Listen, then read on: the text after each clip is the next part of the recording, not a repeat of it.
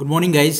Profit and loss में आगे देखते हैं क्वेश्चन प्रैक्टिस में। आज अनदर टाइप के क्वेश्चन है, कॉन्सेप्ट ऑफ डिस्काउंट। डिस्काउंट वाले नहीं किए हैं अभी तक, तो डिस्काउंट वाले क्वेश्चन है ये।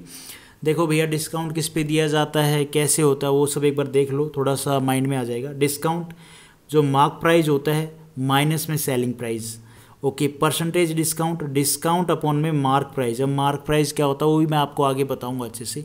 इनटू में 100, तो मार्क प्राइस माइनस में सेलिंग प्राइस, ये तो हमें डिस्काउंट मिल जाएगा ऊपर से। अपॉन में मार्क प्राइस इनटू में 100, ये हमारा निकल जाएगा परसेंटेज ऑफ डिस्काउंट। उसके बाद है मार्कअप। मार्कअप क्या होगा, मार्क प्राइस माइनस में cost price. Percentage of markup, ये क्वेश्चन करेंगे आपको समझ में आएगा। मार्कअप अपॉन में कॉस्ट प्राइस इनटू में 100। ये तो आपने सिंपल से फॉर्मूले देख लिए, मेन तो ये था। ठीक है, ये ज़्यादा चलता है, इस पर क्वेश्चन ज़्यादा बनता है। इस पर भी देख लेंगे क्वेश्चन, जो भी आएगा सामने वो करते चलेंगे। अब पहला क्वेश्चन है, if the discount of an article is increase from 20% से 35%, the money realised from the sale decrease by 27 rupees, what is the marked price of the article. यहाँ पे क्वेश्चन में मार्क प्राइस निकालना है। देखो, जो डिस्काउंट है वो किसके ऊपर दिया जाता है, मार्क प्राइस के ऊपर दिया जाता है। अब वो बढ़ा के 20 से कितना कर दिया, 35%, मतलब कितना इंक्रीज हुआ, 15% का। 15% of mark price is equal to कितना, realise from the sale decrease. Sale decrease कितनी हुई, 27 रुपीज़ की। अब 1% की of 1% of mark price 27/15। 100% of mark price कितना हो जाएगा, 27/15 इंटू में 100, 180 हमारा क्या आ गया, मार्क प्राइस आ गया। इजी था क्वेश्चन, कुछ ज़्यादा था नहीं सोचने का इसमें। उसके बाद है ये क्वेश्चन, ये trader mark his washing machine at 30% above the cost price. Okay जी, मार्क बोल रहा है ना, the trader marks his washing machine, तो मतलब मार्क प्राइस करता है कितना, अभी कॉस्ट प्राइस से कितना अबो, 30%। तो हमारा कॉस्ट प्राइस हमने 100 लिया, तो 30% अबो करता है, तो 130 इसका हो गया mark price. And offer a discount, discount भी देता है। Find the discount percentage if the trader make a net profit of 17%। तो नेट प्रॉफिट है वो किस पे करेगा, कॉस्ट प्राइस पे। तो कॉस्ट प्राइस कितना हमारा 100, तो इस पे प्रॉफिट कितना होगा, 17%। तो मतलब क्या हो जाएगा, सेलिंग प्राइस 117 इसका सेलिंग प्राइस हो गया। अब ये डिस्काउंट भी देता, तो इसने क्या डिस्काउंट दिया होगा मार्क प्राइस से, तो डिस्काउंट दिया इसने 13। यहाँ पे डिफरेंस देखो आप कितना है, 13 का डिफरेंस है। 13 का डिफरेंस है कितने पे, मार्क प्राइस पे ना, तो 13/130 इंटू में 100, तो कितना आ जाएगा, 0 से 0 कट गया, 13 से 13, तो 10% का उसने क्या किया, डिस्काउंट दिया है इसको। उसके बाद ये question, Sarita sell a phone at a profit of 20%, if she had bought it at 20% loss and sold it for ₹180 less, she would have gain 25%।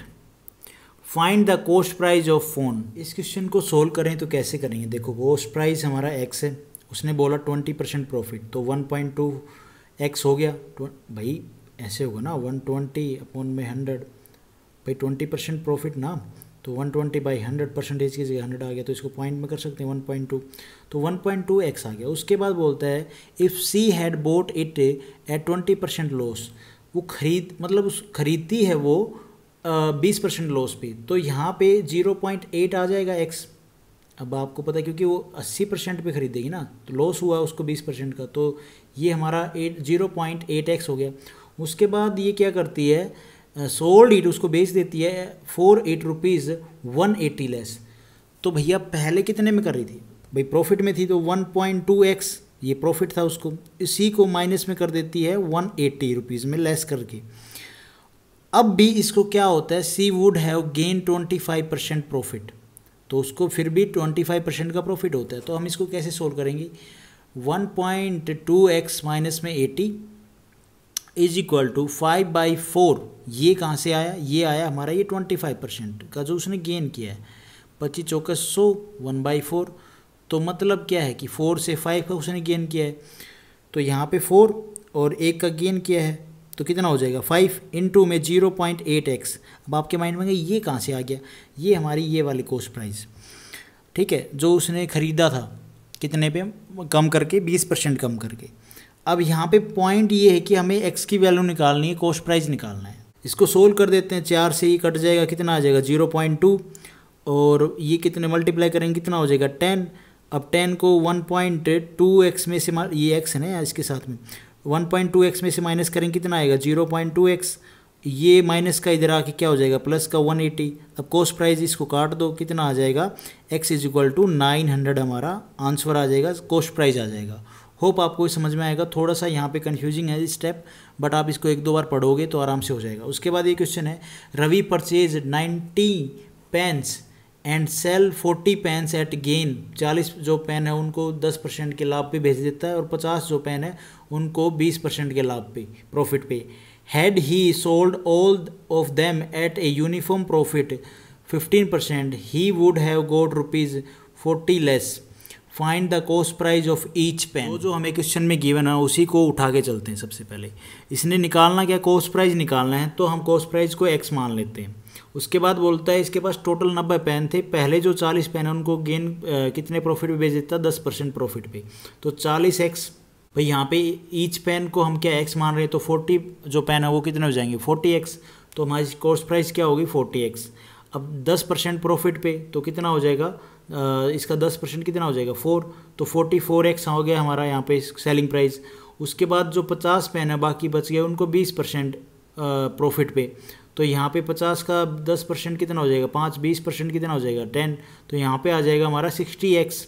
इन दोनों कॉस्ट प्राइस को जोड़ दो कितना आ गया 90x, मतलब ये कि टोटल 90 पेन हो गए है ना। और यहाँ पे सेलिंग प्राइस कितना आ जाएगा, जो 90 पेन है उनका 104x, 104x आ गया।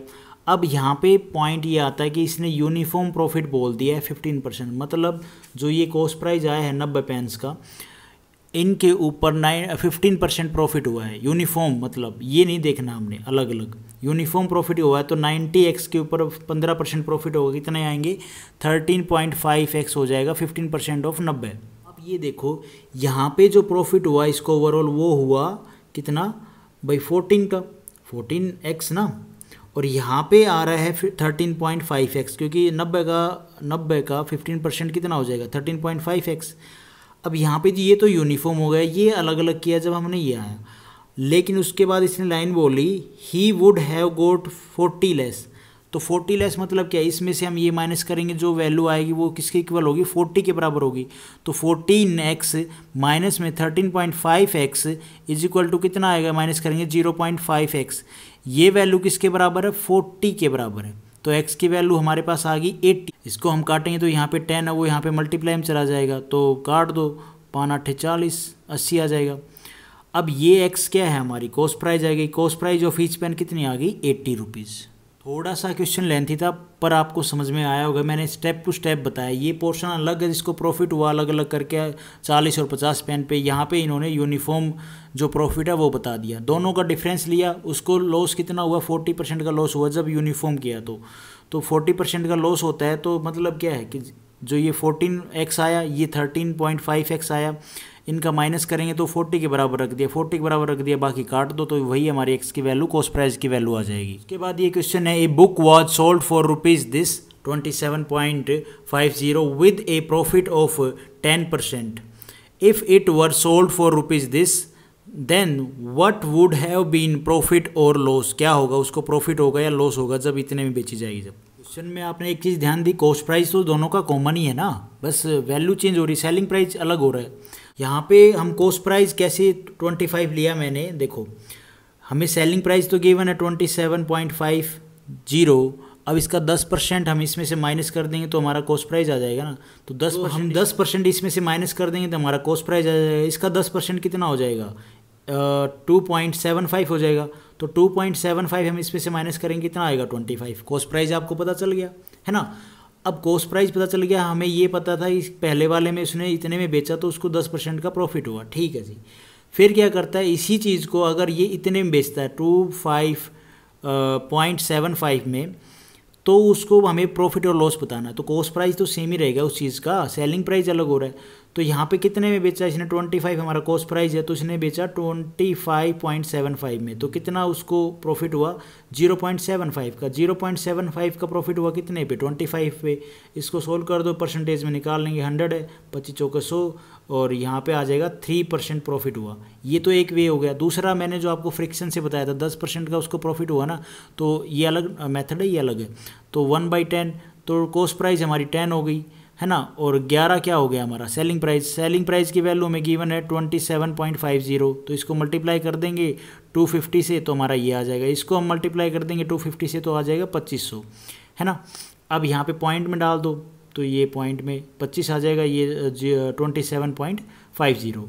अब दूसरे केस में क्या है, कॉस्ट प्राइस तो हमारा यहाँ पे आ गया, सेम है, सेलिंग प्राइस डिफरेंट है 25.75, वही डिफरेंस, कितना प्रॉफिट हुआ 0.75 का, कितने पे 25 पे। इसको हम परसेंटेज में कन्वर्ट करेंगे, 100 से मल्टीप्लाई कर दिया, 25 चौके 100, यही 3% आ गया। ये हमारा हो गया आंसर। उसके बाद लास्ट क्वेश्चन है, if the cost price of 20 article, cost price बोल दिया जी 20 आर्टिकल का, is equal to the selling price of 15 article, 15 article के सेलिंग प्राइस के बराबर है, find the profit and loss. तो अरे यार इजी तो है, कॉस्ट प्राइस क्या हो जाए, ये वैल्यू इसकी इक्वल होती है, तो कॉस्ट प्राइस हो गया 15, सेलिंग प्राइस हो गया 20, ये सेलिंग प्राइस इसके 20 के बराबर होता है ना।